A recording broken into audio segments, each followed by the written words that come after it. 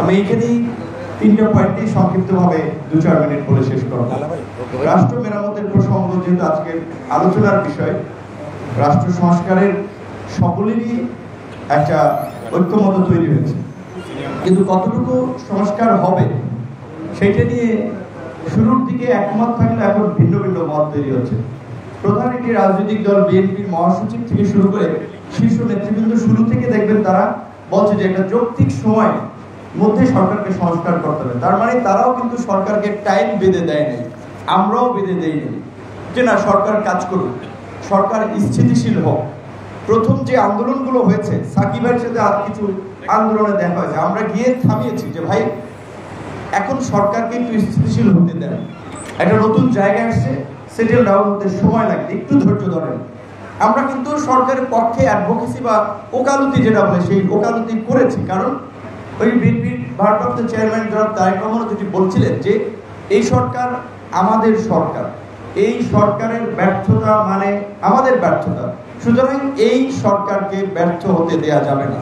মানে বিএনপির শীর্ষ নেতা এই লাইন নিচ্ছেন, আমরা সবাই কিন্তু এই লাইনে ছিলাম, আছি এবং থাকতে চাই।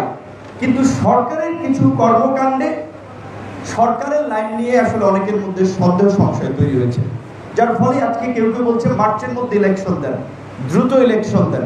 তো সরকারের উপদেষ্টাদের কিছু অতি কথন এবং কিছু কমপ্লেক্স বাক্য, এই বাক্যগুলো মাঠে ছাড়ার ফলেই রাজনৈতিক দলগুলোর মধ্যে একটা সন্দেহ সংশয় তৈরি হয়েছে যে তাহলে এই সরকার কি বিরাজনীতিকরণ প্রক্রিয়ার দিকে যাচ্ছে কিনা, এই সরকার বিগত কিংস পার্টি মেকার গভর্নমেন্টের মতো কোনো কিংস পার্টি তৈরি করছে কিনা।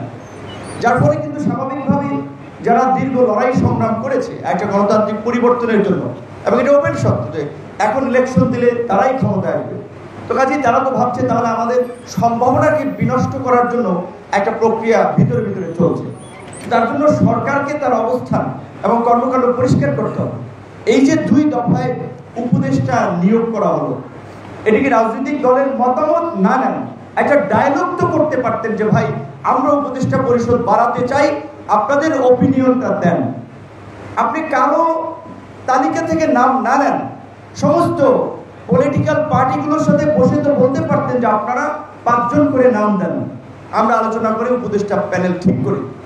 আপনি তো নাম চান নাই, আপনি যেমন খুশি তেমন সাজো উপদেষ্টা পরিষদ সাজিয়েছেন।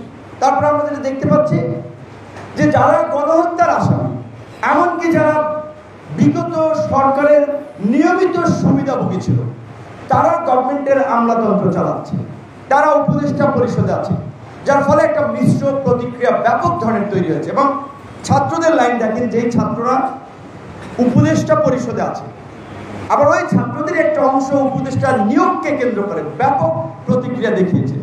তাহলে কি ছাত্ররা জানে না নাকি জেনে বিরোধিতা করছে? এক কমপ্লেক্স সিচুয়েশন তৈরি হচ্ছে, তার রাজনৈতিক দলগুলোর মধ্যে তো আরো জটিল পরিস্থিতি তৈরি হবে। তারপরেও যেটা আমি মনে করি যে আমাদের জাহাঙ্গীরনগর বিশ্ববিদ্যালয়ের সম্মানিত শিক্ষক যে কথা বলেছেন, সেই জায়গা থেকে আমাদের একটু ভাবতে হয় যে সরকারের সমালোচনা আমরা করতে পারি, অনেক কাজ সরকারকে যদি আমরা এই টেবিলে যারা আছি যদি বলি যেটা হবে না, সরকারের দুঃসাহস নাই সেটা করার, আমাদের সেই সক্ষমতা আছে, আমাদের কথা শুনতে সরকার বাধ্য। কারণ সরকার জানে যে আমাদের আন্দোলন সংগ্রামের ফলে তারা ওখানে বসে আছে। সুতরাং আমাদের সেন্টিমেন্টের বাইরে গিয়ে 1 ইঞ্চিও তারা পথ চলতে পারবে না যদি আমরা ইউনাইটেড থাকি। এখন প্রশ্ন হচ্ছে আমরা আমাদের জায়গায় ইউনাইটেড আছি কিনা। ওই যে কেউ সংখ্যানুপাতিক নির্বাচনের কথা আমরা বলছি, আবার মেজর পলিটিক্যাল পার্টির মধ্যে কেউ কেউ বলছে না সেটা হবে না। আমরা কেউ বলছি যে 2 বছরের জন্য সরকার এই রিফর্ম করে একটা ইলেকশন দেবে, কেউ বলছে না 6 মাসের মধ্যে। তাহলে আমাদের এই যে 5ই অগস্টের পূর্বে যে একটা ইউনিটি তৈরি হয়েছিল, সেটা এখন ডিভিশন হচ্ছে।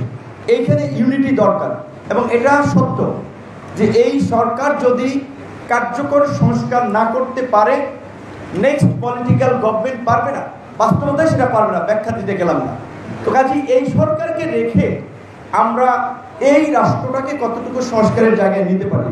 ধরেন এখানে বিএনপির মতো একটা বড় দল, আওয়ামী লীগের গণহত্যার বিচারের দায় কেন বিএনপি নিতে যাবে? নিশ্চয়ই উচিত যে এই সরকারকে রেখেই বিচারটা নিষ্পত্তি করা। গণঅভ্যুত্থান পরবর্তী এই সরকার ঝুলাক ফাঁসিতে, তারা তো নিরীহ মানুষকে ফাঁসিতে ঝুলিয়েছে, আর তাদেরকে ফাঁসিতে ঝোলানো উচিত। তারা অনেক নিরীহ মানুষকে হত্যা করেছে এই জন্য।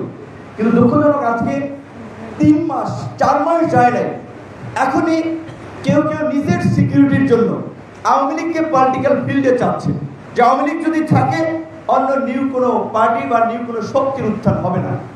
তাহলে এইখানে যদি আমরা এখনই বিভক্ত হয়ে যাই, একটা গণহত্যাকারী রাজনৈতিক দলের স্পেস দেওয়ার জন্য যদি এখনই আমরা ওপেন বক্তব্য দিই, আপনারা কিন্তু জনগণের সেন্টিমেন্টের বাইরে চলে যাবেন। আপনারা বুঝতে পারছেন না, 15 বছর রাজনৈতিক শক্তিগুলো পারে নাই পতন ঘটাইতে। কোথা থেকে কি হয়েছে সেটা ভিন্ন বিষয়, কিন্তু শেষ পর্যন্ত আম জনতাই কিন্তু লড়াইটা করেছে। সেই আম জনতার সামনে তরতাজা রক্ত এবং হত্যাযজ্ঞের চিত্র ভিজিবল। সুতরাং আপনারা যদি আওয়ামী লীগের পক্ষে কেউ কোনো অবস্থান নেন, তাদের পরিণতি ঠিক আওয়ামী লীগের মতো হবে। এবং আমরা বলছি যে বিন্দুমাত্র আওয়ামী লীগের প্রশ্নে এবং আওয়ামী লীগের দোষরদের প্রশ্নে আমরা বেঁচে থাকতে বিন্দুমাত্র আপোষ করবো না, পরিষ্কার কথা।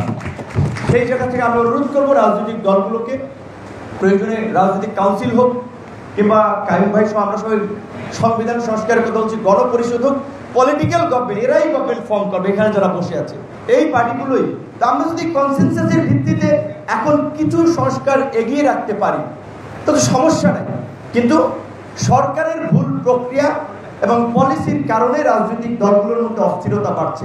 সুতরাং সেটা সরকারকে রিজলভ করতে হবে এবং সামনে কিভাবে এই রাষ্ট্র সংস্কারের পর একটা অবাধ, সুষ্ঠু, নিরপেক্ষ নির্বাচনের দিকে যাওয়া যায় সেই বিষয়ে রাজনৈতিক দলগুলোর সাথে আলাপ আলোচনা সংলাপের মাধ্যমে আমি অনুরোধ করব আগামী ডিসেম্বরের মধ্যে আপনারা একটা রোড ম্যাপ প্রকাশ করেন।